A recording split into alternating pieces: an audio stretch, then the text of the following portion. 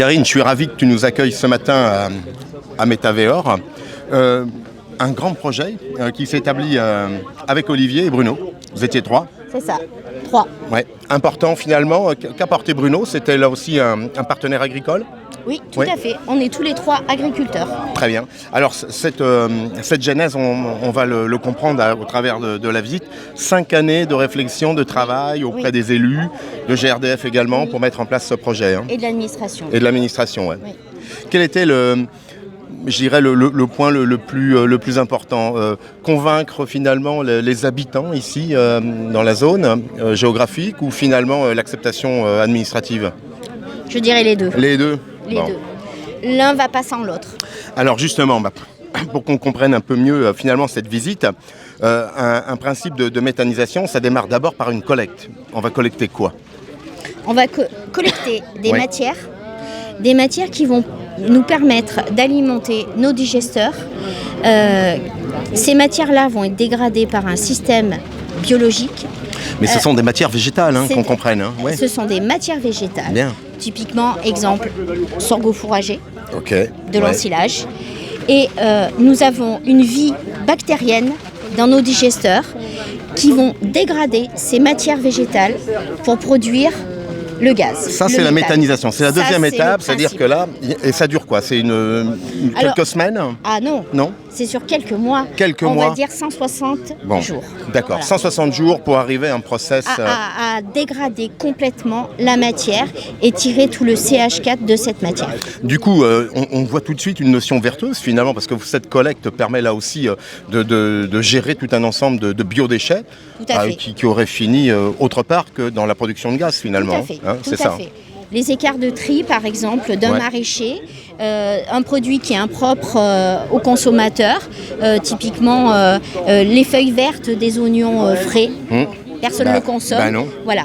À l'heure actuelle, jusqu'à présent, il était en épandage en bout de champ chez l'exploitant, le producteur.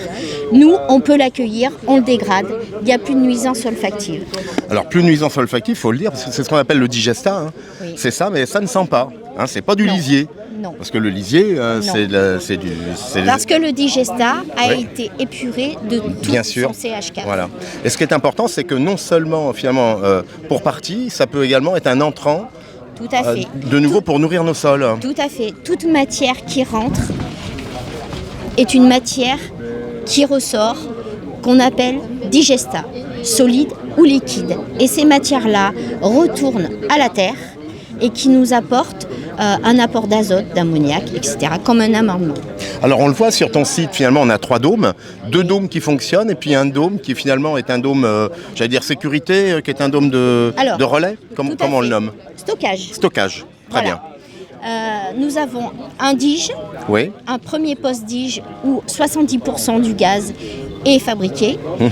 Nous avons un post-dige où là, les 30% restants sont fabriqués. Et nous avons la cuve de stockage qui nous permet d'accueillir le digestant en attendant d'être épandu sur les terres. Alors on l'a vu parce que cette visite, elle nous apporte beaucoup de pédagogie, ça nous fait du bien parce qu'on dit des fois, oui, bon, ça sent mauvais, on a vu que ça, c'était pas vrai.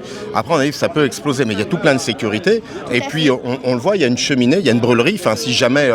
finalement, le réseau ne pouvait pas accepter le gaz produit, il est brûlé. Il est brûlé par la torchère. Voilà, exactement.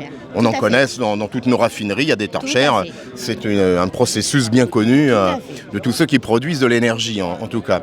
Alors, finalement, cette méthanisation, aujourd'hui, elle tourne depuis combien de temps, Karine? On injecte depuis le 28 octobre 2020. Très bien, ça fait un an Ça va faire un an, c'est une belle bougie à fêter, finalement, le mois prochain. Oui.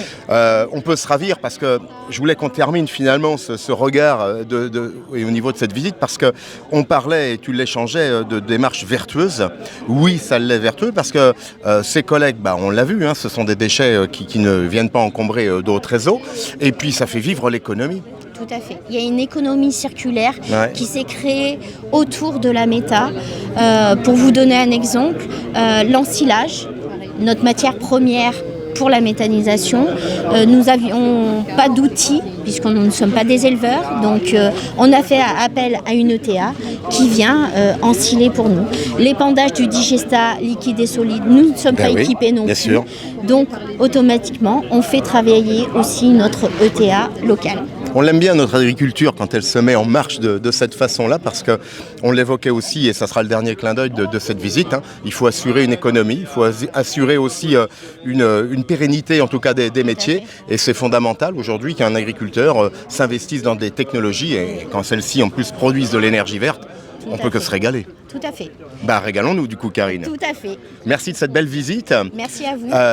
À Étoile-sur-Rhône. On va accueillir tout un ensemble d'acteurs parce qu'on va pouvoir échanger ce matin. On a 2 débats pour mieux comprendre la méthanisation, tant sur le plan finalement de la société que sur son plan technique. On est ravis que tu nous aies accueillis avec Olivier et Bruno, bien sûr. J'ai hâte de partager ma passion. C'est Agri de ma tour, bien sûr.